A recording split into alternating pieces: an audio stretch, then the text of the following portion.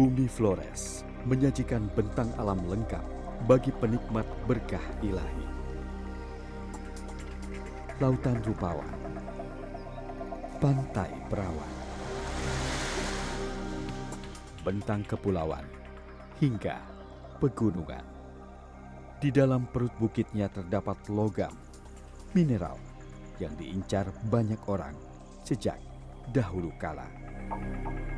Kisah sedih pulau kaya raya di negeri yang sudah merdeka. Ini adalah cerita pilu orang-orang yang mempertahankan tanah leluhur untuk generasi selanjutnya. Pesisir Pulau Flores sempat gelisah karena nelayan tak dapat melaut puluhan tahun akibat praktik penambangan batu mangan.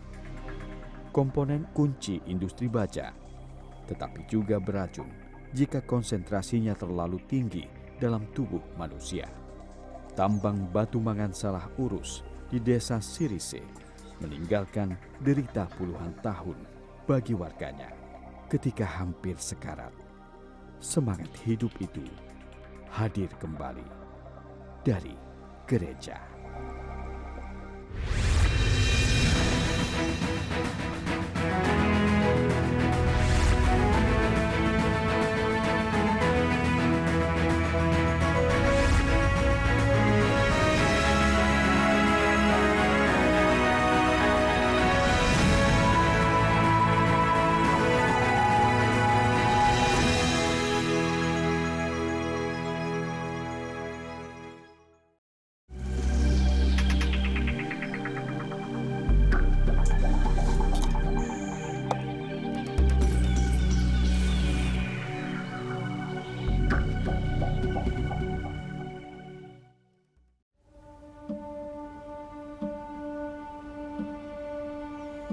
Tempat ini tadinya bukit, tetapi berubah menjadi area penambangan karena sejak tahun 80-an hingga 3 tahun yang lalu, penambangan mangan di sini masih terjadi.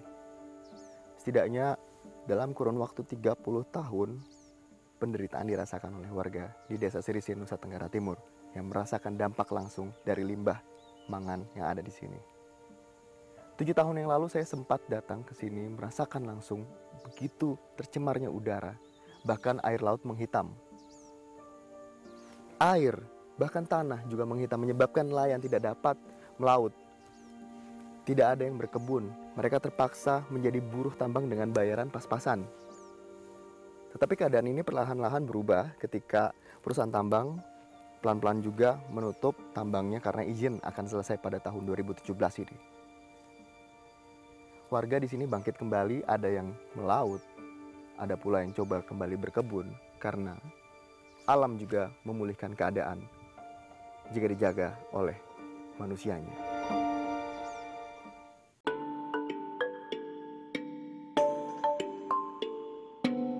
Praktik penambangan lebih dari 30 tahun mengeruk bukit hingga meninggalkan ceruk. Ceruk teramat dalam, sedalam luka hati warga desa Sirise yang tanah ulayatnya ini dijajah oleh perusahaan-perusahaan tambang yang bergantian mengeruk batu mangan atas izin pemerintah daerah terdahulu.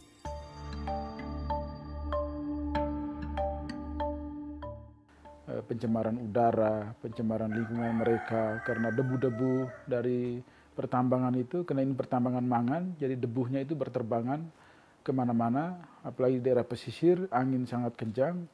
Akhirnya seluruh warga itu mendapat dampak dari penambangan, terutama rumah mereka, tanaman-tanaman mereka yang bisa dimakan, itu kan tercemar oleh debu-debu mangan. Ya. Debu mangan ini sangat halus dan masuk ke dalam tubuh itu sulit keluar, karena dia seperti berminyak, ya, jadi melekat.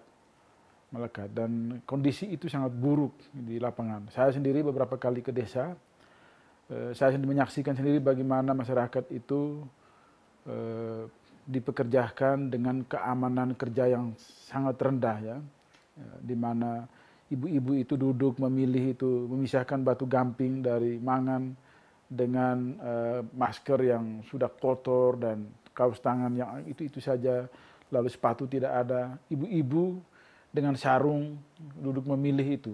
Lalu bapak-bapaknya kan ada di lubang-lubang tambang untuk eksploitasi mangan itu. Lain jadi sopir. Tapi karena ini daerah yang sangat kering, jadi debu itu berterbangan kemana-mana. Itu situasi lapangan yang mendorong kami untuk peduli.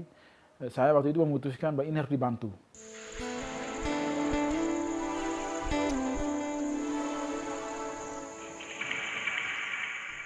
7 tahun lalu, saya sempat mengabadikan foto saat perusahaan tambang masih beroperasi.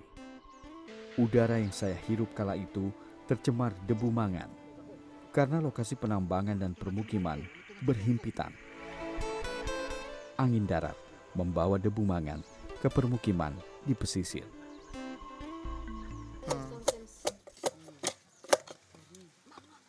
Tujuh tahun lalu, seorang anak yang saya temui mengalami gizi buruk.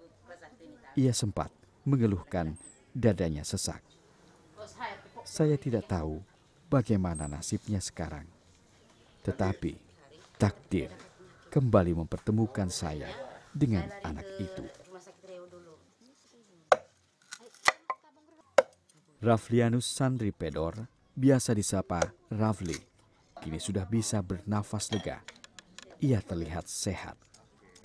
Saya begitu bahagia mengetahui keadaan Rafli sekarang. Deritanya beberapa tahun lalu diceritakan oleh sang ibu. Tapi kondisi saya itu yang pertama itu kena penyakit paru-paru dalam. Setiap kali-kali kami kerja, pulang kerja itu kalau tidak ada uang untuk beli obatnya, macam asam, gula merah itu berarti kalau WC keluar ikut situ. Mangan semua. Dan sampai di rumah saya punya anak-anak juga tidak ada keadaan sehat. Semuanya sakit. Yang pertama kali itu satu itu yang sulung tadi. Tapi deritanya itu memang luar daripada biasa. Semuanya kami piara binatang itu, kambing dengan ayam tuh habis dengan berobat dia. Untuk sumbangan dari pemerintah apa tidak ada. Bilangnya dulu itu kalau ada sakit, bawa ke rumah sakit, tapi nyata tidak ada. Kalau untuk kami punya keluarga tidak pernah dapat apa-apa dari Aneka Tambang.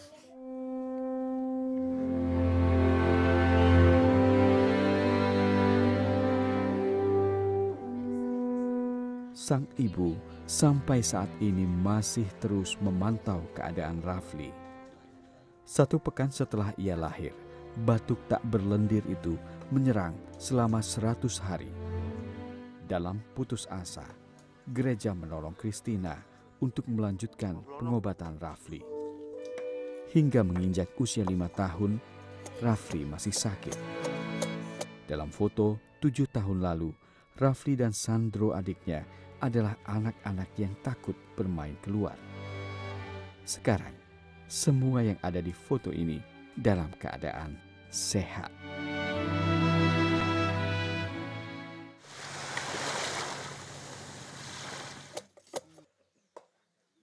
Ini kapal setengah jadi baru dibuat oleh Sandro. Sebenarnya ini untuk dimainkan di mana, Sandro? Di laut. Di laut? Iya. Ini bisa ngapung memang? Iya. Seperti apa mainnya? Mandi. Mandi. Mandi di laut sampai sore, malam kah? Sampai sore. Sampai sore. Sama Rafli juga sampai sore? Iya. Sama Rafli sampai sore juga. Ibu marah kalau sampai kesorean? Suka marah gak ibu? Marah.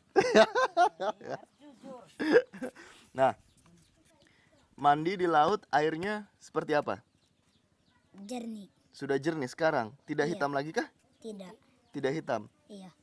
Nah, Sandro dan Rafli 7 tahun lalu pernah saya temui. Kita sempat foto bareng ya. Iya. Iya, masih ingat kah? Sudah lupa? Iya. Iya. Nah, abis itu dahulu Rafli memiliki beberapa keluhan penyakit. Rafli ini kakaknya Sandro. Ya. Dulu rasa sakitnya seperti apa, Rafli? Sesak nafas. Sesak nafas. Iya. Seperti apa? Sakit di dada? Di dada. Di dada kah? Di rebis. Di mana? Di rebis. Di rebis. Iya. Nah, terus kalau malam suka susah tidur kah? Susah tidur. Oh ya. Itu sampai kapan? Berapa lama? Sampai pagi kah rasanya? Sampai pagi. Kalau misal sesak napasnya kumat, Rafli ngapain? Kalau tiba-tiba Minum air. minum air. Minum obat kah? Minum obat juga. Minum obat juga. Iya. Nah sekarang rasanya gimana? Sudah sehat. Sudah sehat? Iya. Sudah segar udara? Iya.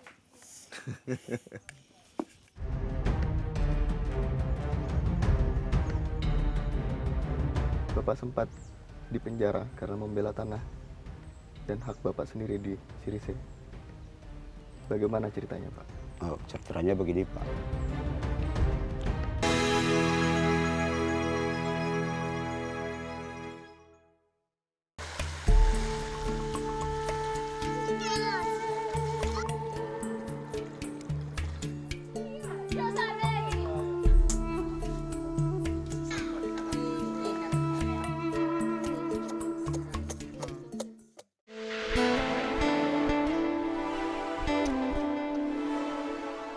Kita mau gimana? Itu sudah. Kami di sini ini bukan bisa berpindah kemana lagi. Kita mau kemana? Kami di sini mau pindah kemana lagi?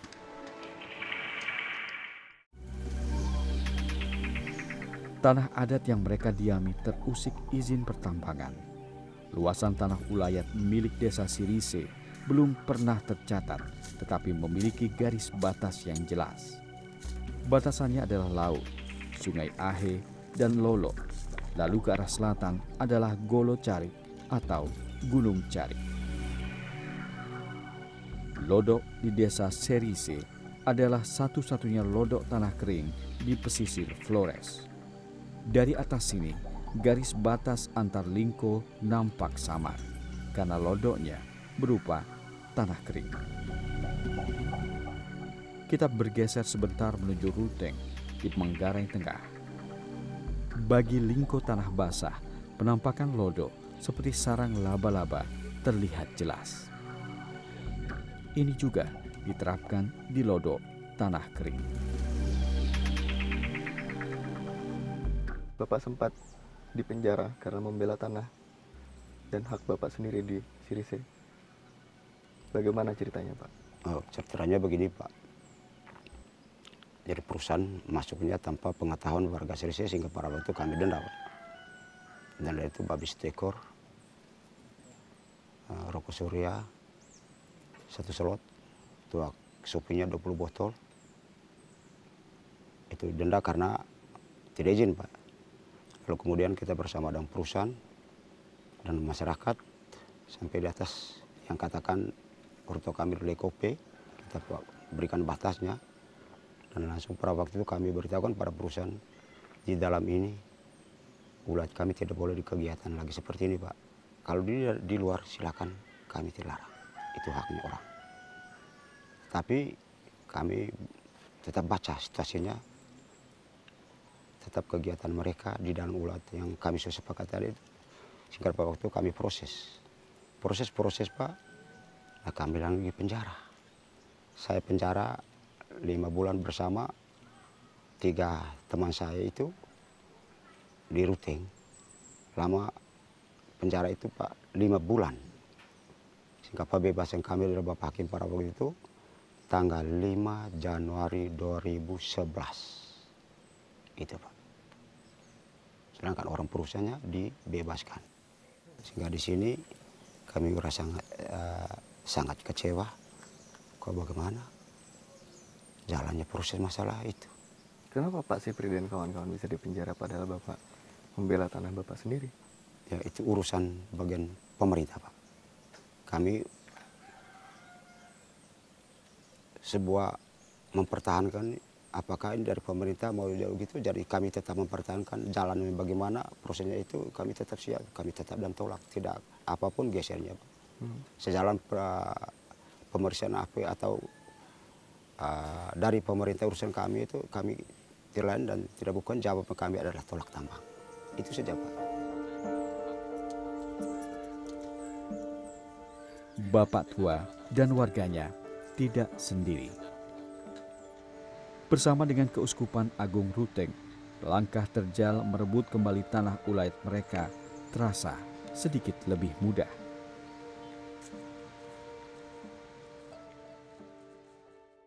Kami juga tetap mendorong mereka untuk tetap semangat dan berjuang sampai pada akhirnya tahun 2012 ketika perjuangan masyarakat di wilayah lain juga sepertinya mendukung perjuangan masyarakat setempat yang melakukan gugatan di MK waktu itu. Ya, putusan MK terkait dengan pelaksanaan Undang-Undang 41 tahun 99 itu kemudian sangat membantu juga warga. Dan juga kemudian keputusan pemerintah yang baru tentang perlunya smelter di lokasi-lokasi tambang. Dan saya lihat perusahaan Istindo, PT Istindo Mitra Perdana dan Arum Bayi yang beroperasi di Cirece itu tidak cukup mampu untuk membangun smelter. Karena itu sejak 2012 dia mulai mengurangi aktivitasnya dan akhirnya berhenti total sekarang. Ya.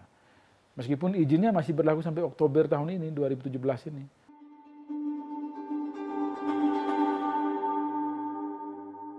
Ancaman longsor dari bekas lokasi penambangan bisa terjadi kapan saja. Area ini, jika dilihat dari atas, berada di permukaan yang lebih tinggi dari permukiman. Kita bisa melihat cawan raksasa dengan pinggiran tanah yang rapuh karena tergerus air, hasil dari hujan dan pola gravitasi air yang mengalir. Hanya kita sekarang, kita masih berpikir dan sedih hati, lubang di atas ini belum ada realisasinya atau bagaimana dari apakah pihak perusahaan atau pemerintah itu keluhan kami sekarang. Lubang bekas penambangan itu? Iya, lubang itu bekas penambangan itu. Kalau hujan seperti apa, Pak? Kalau seandainya hujan ya 1-2 bulan, siang malam dia curah, jelasnya ada dampaknya pada warga Cirece atau lingkungan warga Cirece begitu. Airnya rembas? Atau iya, airnya rembas di bawah, Pak. Sehingga dia tampung-tampung begitu. Saya pikir kalau misalnya dia tampung terus, kalau setinggi itu, jelasnya dia meluap keluar. Risikonya warga sini karena ketinggian wilayah kami itu, kampung kami di bawah, Pak. Jelasnya dampaknya itu ke bawah, ke sini kami. Laut pun juga begitu, semua nanti. Sehingga ini kami waspada itu. Pantai Desa Cirece hingga dermaga yang dahulu menjadi tempat lalu lalang kapal mengangkut batu mangan kini sudah bersih. Nelayan bisa melaut lagi. Mau yang lebih dekat, agak ke tengah atau jauh sekalipun hingga Labuan Bajo. Mau seharian atau berhari-hari, ketika kembali pasti sudah dapat ikan.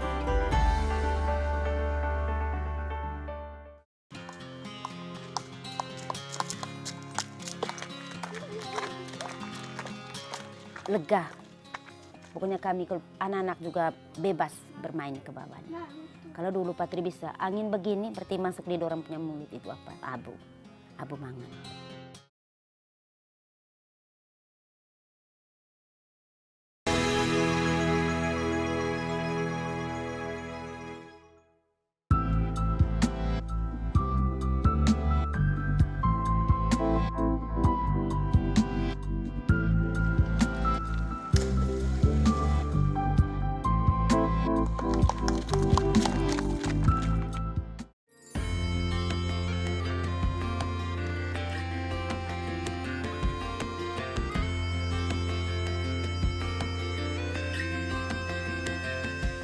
Jeremias Pani sudah lama menjaga tanah Ulayat.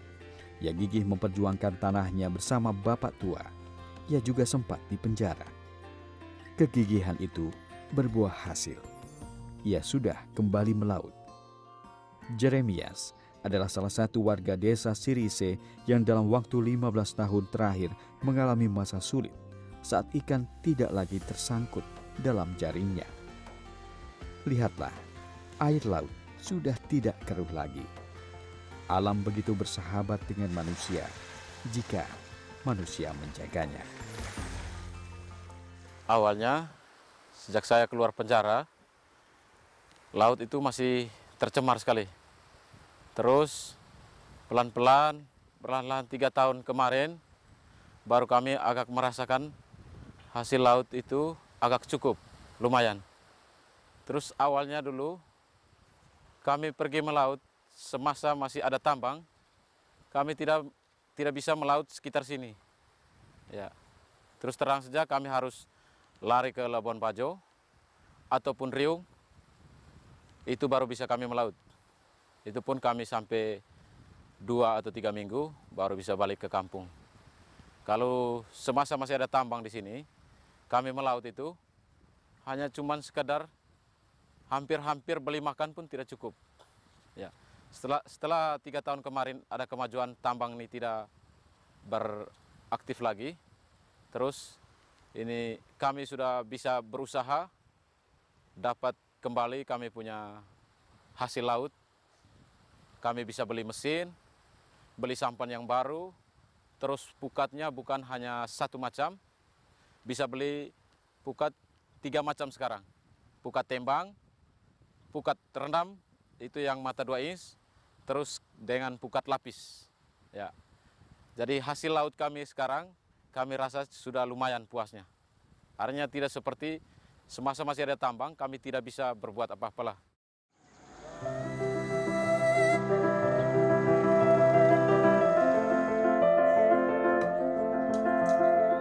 Semangat kembali ke laut layaknya perahu mainan yang dibuat Sandro. Kelak, ketika alam memulihkan keadaan, Sandro yang akan tumbuh dewasa mengarungi laut, menggantikan ayahnya yang sudah renta. Sang ibu sudah bisa bernafas lega, bukan saja karena kegiatan penambangan berhenti, namun Rafli, Sandro, dan adik-adiknya kini mempunyai harapan untuk meneruskan cita-cita keluarga. Lega. Pokoknya kami anak-anak juga bebas bermain ke bawahnya. Kalau dulu Patri bisa angin begini berarti masuk di dorang punya mulut itu apa? Abu mangan. Sementara ini masih ada, saya rasakan sudah masih ada di lokasi sini yang mangan tuh Pak. Karena anak-anak kalau pergi bermain tuh pulang kakinya mangan semua masih. Lihat saya punya sebentar tuh pulang sebentar kaki tangan masih ada mangan. Yuk. Tetapi tunggu dulu. Baru-baru ini Bapak Tua kedatangan tamu yang mengaku perwakilan dari perusahaan tambang. Pernah datang ke sini Pak, itu datang diundang oleh perusahaan, katanya independen dari Jakarta, Pak Hartono katanya. Tapi pada waktu saya bilang tidak Pak, untuk mau tambang dalam wilayah saya tidak izin lagi Pak. Alangkah bagusnya Pak, saya tolak sampai kapanpun di mana tetap saya tolak. Begitu. Semesta memberikan kekuatan bagi Bapak Tua bersama warga yang menolak kegiatan tambang di atas tanah ulayat mereka. Tekad bulat dan trauma masa lampau bercampur jadi kekuatan untuk menjaga tanah ulayat yang diberikan leluhur. Secara budaya, tanah yang sebenarnya menjadi sumber hidup dia, karena dia mempunyai filosofi bahwa Gendang One Lingkon Pean itu adalah satu kesatuan hidupnya sendiri. Ketika tanah diambil, maka gendang di dalamnya, rumah adat di dalamnya tidak berfungsi sama sekali. Jadi seluruh sistem nilainya akan terganggu seluruhnya ketika tanahnya diserahkan untuk kepentingan tambang. Karena perayaan-perayaan kehidupan yang harusnya dibuat di kebun dan di rumah gendang, itu bakal hilang. Ya, secara kultural itu dihancurkan semua.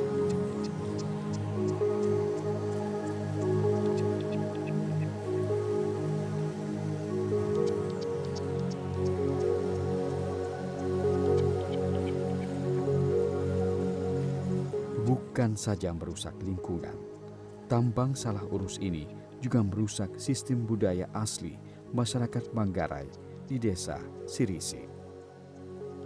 Meskipun hari ini keberuntungan berada di pihak warga yang teraniaya oleh keadaan selama puluhan tahun.